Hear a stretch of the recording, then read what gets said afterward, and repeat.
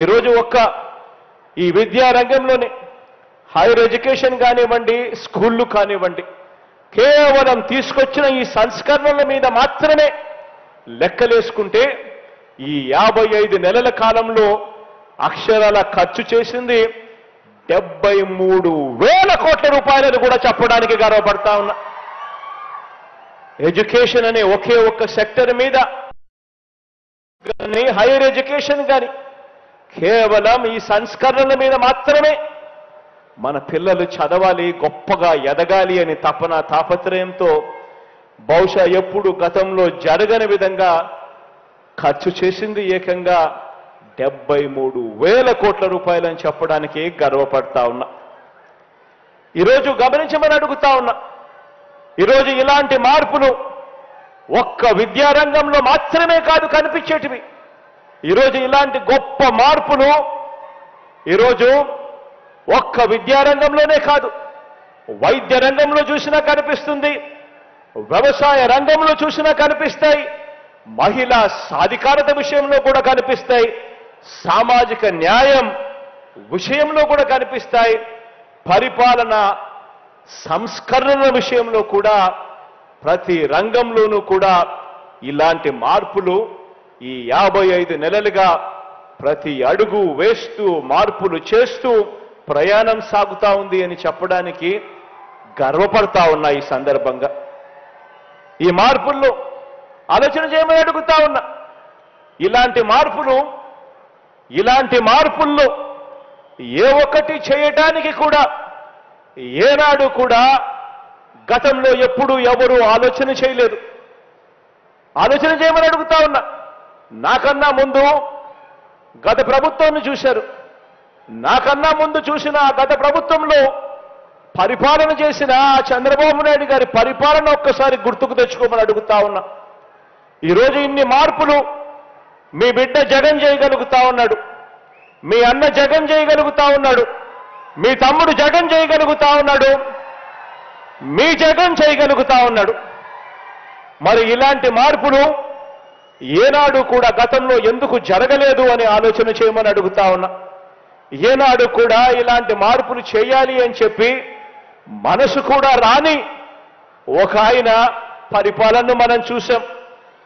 ఆ పెద్ద మనిషి 3 సార్లు ఆయన ముఖ్యమంత్రిగా పనిచేశాడు. 14 సంవత్సరాలు ఆయన ముఖ్యమంత్రిగా పనిచేశాడు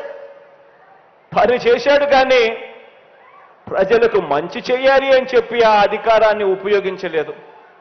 ఆ అధికారాన్ని కేవలం తన అవినీతి కోసం మాత్రమే ఉపయోగించాడు. ఆ అధికారం ద్వారా వచ్చిన అవినీతితో వాటాదారులైన దుష్ట చతుష్టయానికి బిస్కెట్లు వేసినట్టుగా వాళ్లకు పంచాడు. జన్మభూమి కమిటీలతో మొదలెడితే ఏకంగా ఓ ఈనాడు, ఓ ఆంధ్రజ్యోతి, ఓ TV5, ఓ చంద్రబాబు నాయుడు, వీళ్ళందరికీ తోడు ఒక దత్తపుత్రుడు.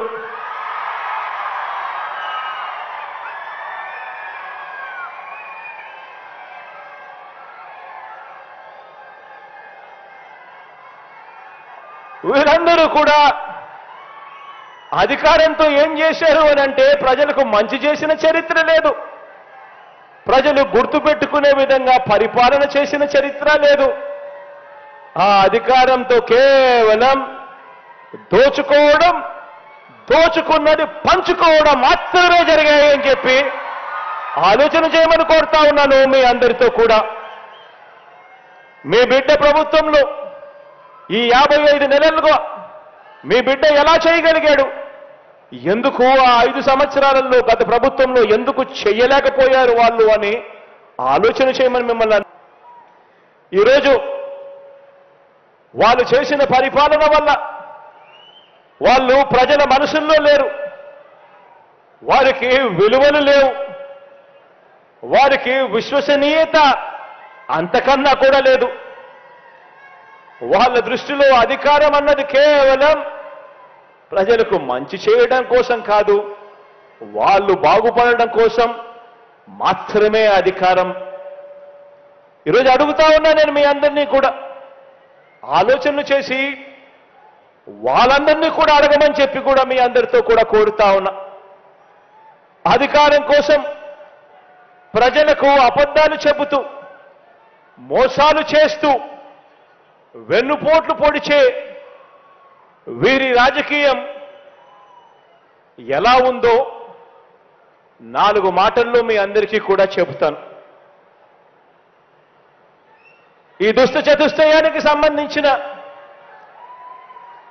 ఈ గ్యాంగ్లో, ఈ ముఠాలో ముందుగా ఇదే భీమవరం ప్రజలు తిరస్కరించిన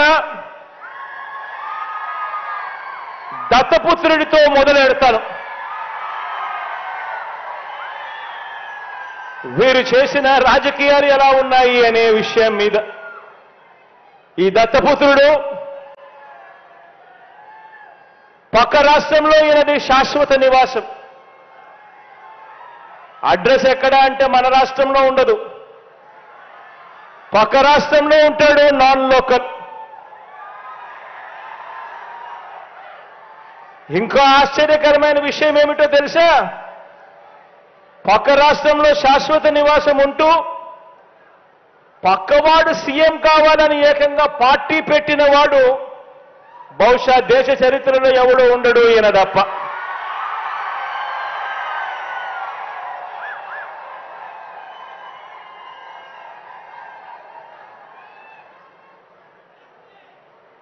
ఈ మనిషి బాబు ముఖ్యమంత్రి అయితే చాలు, అవే నాకు 100 కోట్లు అని, బాబు కోసమే తన జీవితం అని, అందుకు అంగీకరించని వారిని తన పార్టీలో కూడా ఉండకూడదు అని, ఈ విషయంలో వేరే అభిప్రాయం కూడా ఉండదు అని, తన పార్టీ నుంచి వాళ్ళు వెళ్ళిపోవచ్చు కావాలంటే అని చెప్పి కూడా తన సభల్లో ఉపన్యాసాలు ఇచ్చేవాడిని బహుశా ఎవరిని మనం చూసుంటాం, ఒక్క ఈయన తప్ప. ఈ దత్తపుత్రుడికి ఆ బాబు పొత్తులో ఎన్ని సీట్లు ఇచ్చినా ఓకే, ఏ సీటు ఇవ్వకపోయినా ఓకే.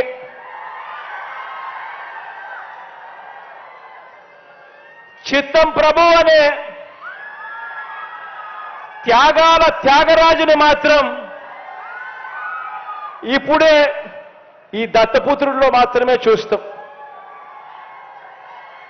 ఎవరైనా ప్రజల కోసం త్యాగాలు చేసేవాడిని చూశాం కానీ ఏకంగా ప్యాకేజీల కోసం త్యాగం చేసేవాడిని మాత్రం బహుశా ఎప్పుడు చూసుండం.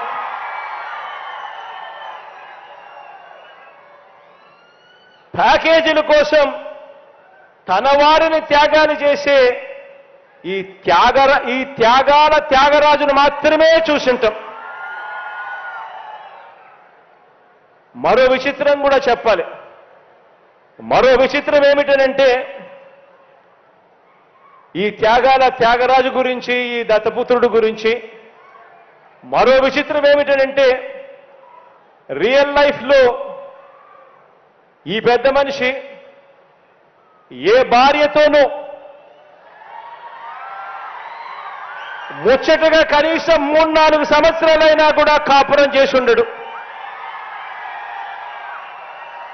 ఈ మ్యారేజ్ ఇస్తారు.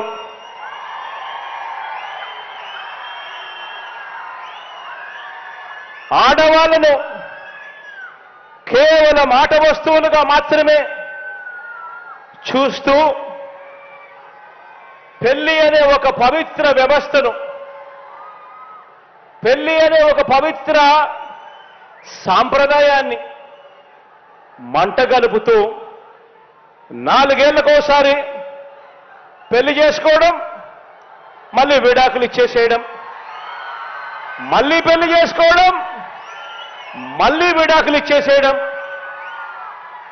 ఏకంగా కార్లను మార్చినట్టుగా భార్యలను మారుస్తా ఉన్న ఈ పెద్ద మనిషి 3 సంవత్సరాలకు 4 సంవత్సరాలకు భార్యలను మారుస్తా ఉన్న ఈ పెద్ద మనిషి ఇప్పటికే ముగ్గురు భార్యలు అయిపోయారు అని అంటే ఆలోచన చేయమని అడుగుతా ఉన్నా. ఈరోజు మనమంతా ఉన్నాం. నాకైతే 2 ఆడపిల్లలు ఉన్నారు. మనమంతా కూడా ఆలోచన చేయాలి. మనకు చెల్లెళ్ళు ఉన్నారు, మన ఇళ్లలో ఆడబిడ్డలు ఉన్నారు. ఇలాంటి వాళ్ళు నాయకులు అవుతే, ఇలాంటి వాళ్ళు ముఖ్యమంత్రులు ఎమ్మెల్యేలు అవుతే, ఇలాంటి వాళ్ళను ఇన్స్పిరేషన్గా తీసుకొని 4 ఏళ్లకు ఒకసారి 3 ఏళ్లకు ఒకసారి ఇదే మాదిరిగా ప్రతి ఒక్కరూ కూడా చేయడం మొదలు పెడితే నిజంగా మన ఆడబిడ్డల పరిస్థితి ఏమిటి, మన చెల్లెళ్ళ పరిస్థితి ఏమిటి, మన ఆడబిడ్డల పరిస్థితి ఏమిటి? ఇలాంటి పరిస్థితిని, ఇలాంటి కార్యక్రమాలు చేసే ఇలాంటి వారిని సమాజంలో, రాజకీయాలలో ఇలాంటి వారికి కనీసం ఓటు వేయడం కూడా ధర్మమేనా అని చెప్పి కూడా ఆలోచన చేయమని కోరుతా ఉన్నా. ఆలోచన చేయమని అడుగుతా ఉన్నా. ఇలాంటి ఆయనేమో ఏ భార్యతోనూ కనీసం 3-4 సంవత్సరాలైనా కూడా కాపురం చేయలేడు. కానీ పొలిటికల్ లైఫ్లో మాత్రం చంద్రబాబు నాయుడుతో మాత్రం తన వివాహ బంధం కనీసం 10-15 సంవత్సరాలైనా ఉండాల్సిందే అని చెప్పి ఏకంగా తన క్యాడర్కు చెప్తా ఉన్నాడు. తన క్యాడర్కి ఇదే మాటలు చెప్తా ఉన్నాడు. చంద్రబాబు నాయుడుతో వివాహ బంధం కనీసం 10-15 సంవత్సరాలైనా ఉండాలి అని చెప్పి. నేను అడుగుతా ఉన్నా, ఆలోచన చేయమని అడుగుతా ఉన్నా మిమ్మల్ని అందరినీ కూడా. నేను అడిగేది ఒకటే,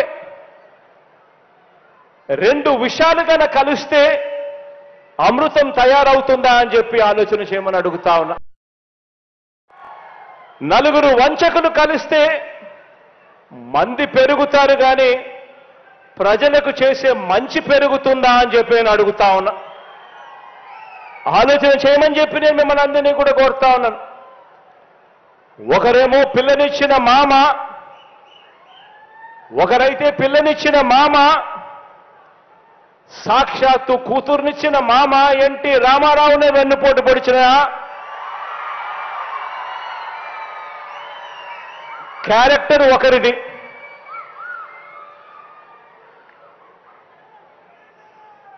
ప్రతి ఎన్నికల్లోనూ ప్రజలకు రంగురంగుల మేనిఫెస్టో చూపిస్తారు. ప్రతి ఎన్నికల్లోనూ ఆ తర్వాత ఎన్నికలు అయిపోయిన తర్వాత ప్రజలను మోసం చేస్తా ఉన్నారు. ఇలాంటి వెన్నుపోట్లు పొడుస్తా ఉన్న ఈ చంద్రబాబు ప్యాకేజీల కోసం తన వారిని తాకట్టు పెడతా ఉన్న ఈ దత్తపుత్రుడు, వీరిద్దరి కుటిల నీతిని ఏ ఒక్క పేద కుటుంబమైనా, ఏ ఒక్క పేద కులమైనా వారి వల్ల ఎప్పుడైనా ఎదిగిందా అని అడుగుతా ఉన్నా. ఎదగగలుగుతుందా అని చెప్పి కూడా ఆలోచన చేయమని అడుగుతా ఉన్నాను. ఇటువంటి క్యారెక్టర్ లేని, విశ్వసనీయత లేని ఇలాంటి వ్యక్తుల పరిపాలనలో ఏదైనా ప్రజలకు మంచి ఎప్పుడైనా జరుగుతుందా అని అడుగుతా ఉన్నాను. ఆలోచన చేయమని అడుగుతా ఉన్నా. వీరి చరిత్ర మరికొంత వివరంగా కూడా, వీరి చరిత్ర గురించి మరికొంత వివరంగా కూడా చెప్తాను. చంద్రబాబు ఈ మనిషి వయసు 75 సంవత్సరాలు. 14 సంవత్సరాలు ఈయన ముఖ్యమంత్రిగా పనిచేశాడు. 3 సార్లు ముఖ్యమంత్రి అయ్యాడు. మరి 14 సంవత్సరాలు ముఖ్యమంత్రిగా పనిచేసిన ఈ వ్యక్తి, 3 సార్లు ముఖ్యమంత్రి అయిన ఈ వ్యక్తి మరి కేవలం 4.5 సంవత్సరాలు పరిపాలన చేసిన మీ బిడ్డతో ఢీకొడుతున్నాడు. మరి మీ బిడ్డతో కేవలం 4.5 సంవత్సరాలు పరిపాలన చేసిన మీ బిడ్డతో 14 సంవత్సరాలు పరిపాలన చేశాడు ముఖ్యమంత్రిగా, 3 పర్యాయాలు ముఖ్యమంత్రి అయ్యాడు. మళ్ళా అలాంటి వాడు ఢీ కొడుతూ ఉన్నప్పుడు ఆ మనిషి నోట్లో నుంచి ఏం చెప్పాలి ఆలోచన చేయమని అడుగుతా ఉన్నా. తాను ముఖ్యమంత్రిగా ఉన్న ఆ 14 సంవత్సరాల కాలంలో గుర్తు పెట్టుకోదగిన మంచి ఏదైనా ఎవరికైనా ఎప్పుడైనా ఈ పెద్ద మనిషి చేసి ఉంటే ఆ మంచి చేశాను కాబట్టి ప్రజలు నాకు మద్దతు తెలపాలి, ప్రజలు నాకు ఓటు వేయాలి అని చెప్పి అడగాలి. లేదా లేదా మన అమ్మఒడి, మీ బిడ్డ హయాంలో అమలవుతా ఉన్న అమ్మఒడి కంటే మెరుగైన పథకము తాను అమలు చేసి ఉంటే, నా 14 సంవత్సరాల కాలంలో అమ్మఒడి కంటే కూడా మెరుగైన పథకం నేను అమలు చేశాను అని చెప్పి ఓటు అడగాలి. లేదా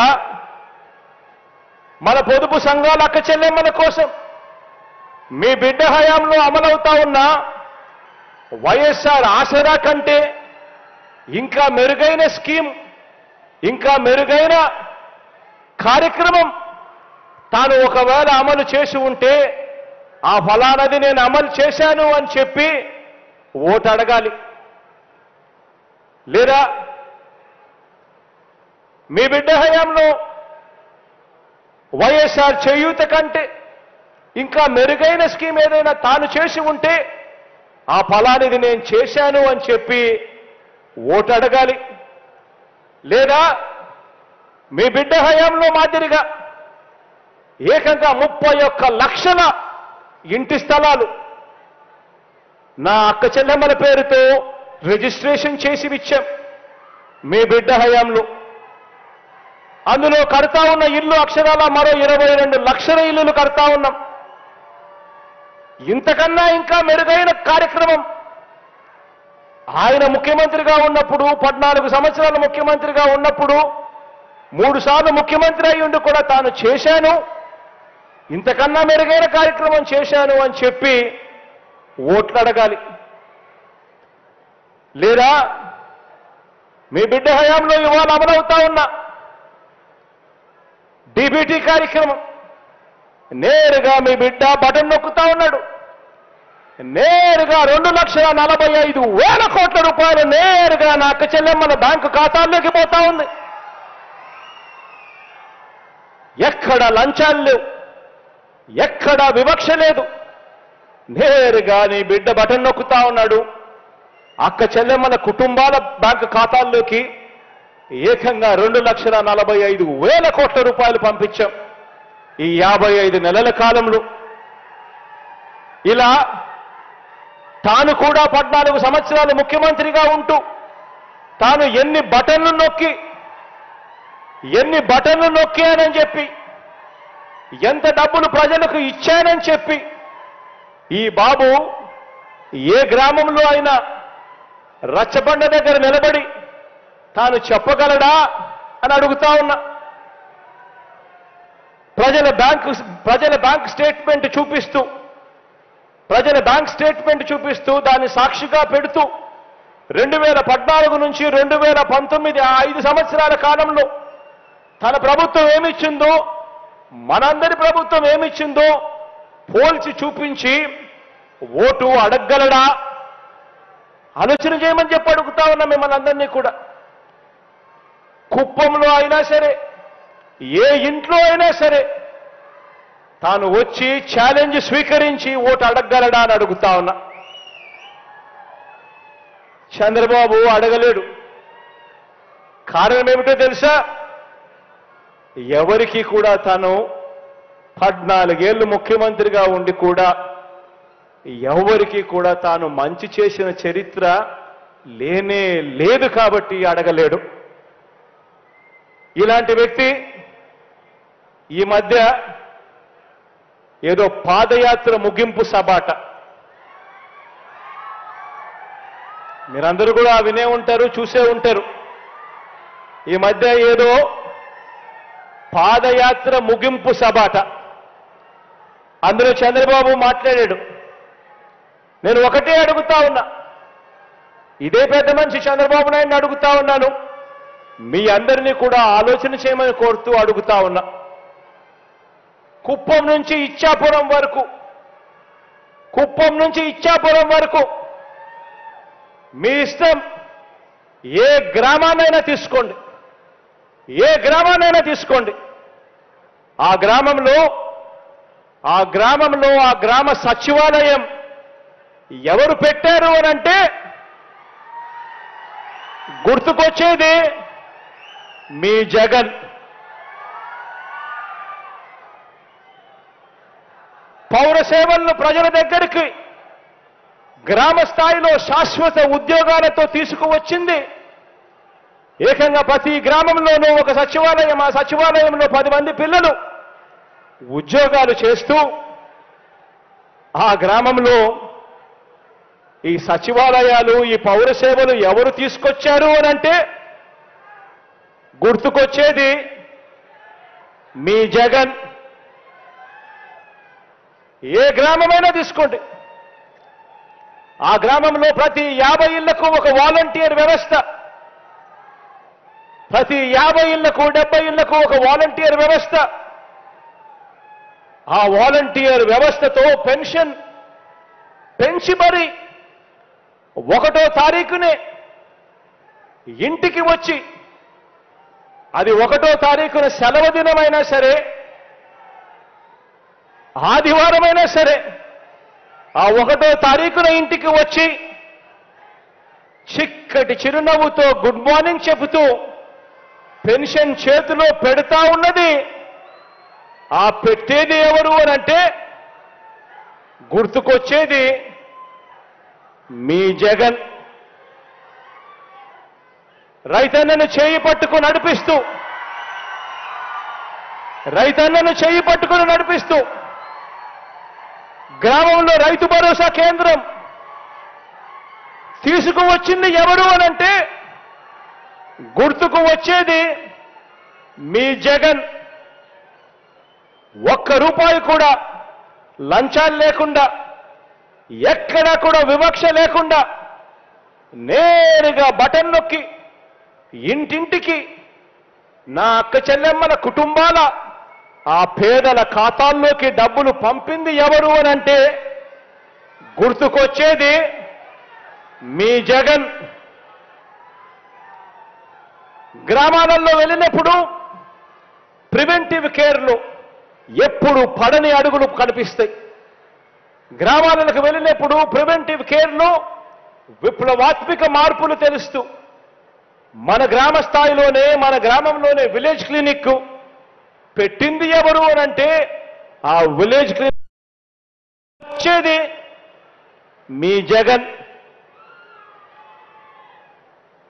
గ్రామాన మహిళా పోలీసులు, ప్రతి అక్క చెల్లెమ్మ సెల్ ఫోన్లో దిశ యాప్, ఇవి ఏవి చూసినా కూడా గుర్తుకొచ్చేది మీ జగన్. ఆరోగ్య సురక్ష ద్వారా, ఆరోగ్య ఆసరా ద్వారా ఇంటింటా ప్రతి ఒక్కరికి కూడా ఆరోగ్యాన్ని పట్టించుకున్న వ్యక్తి ఎవరు అనంటే గుర్తుకొచ్చేది మీ జగన్. ఒక 108, ఒక 104, ఒక ఆరోగ్యశ్రీ, రైతులకు ఉచిత విద్యుత్తు, ఫీజు రీయింబర్స్మెంట్, ఇలా అనేక పథకాలు తీసుకువచ్చింది ఆ మహానేత, దివంగత నేత, ప్రియతమ నాయకుడు రాజశేఖర రెడ్డి గారైతే వాటిని మరో 4 అడుగులు ముందుకు వేసి అమలు చేస్తా ఉన్నది ఎవరు అనంటే గుర్తుకొచ్చేది మీ జగన్. రైతన్నలకు వైఎస్ఆర్ రైతు భరోసా ఇచ్చింది ఎవరు అనంటే గుర్తుకొచ్చేది మీ జగన్. పొదుపు సంఘాలు, అక్క చెల్లెమ్మలకు కుదేలైపోయిన సంఘాలు ఏకంగా 18% non performing assets, out standing రుణాలతో సతమతమైపోతా ఉన్న ఆ అక్క చెల్లెమ్మలకు, ఆ పొదుపు సంఘాలకు మళ్ళీ జీవం పోసింది ఎప్పుడు అనంటే ఎవరు అనంటే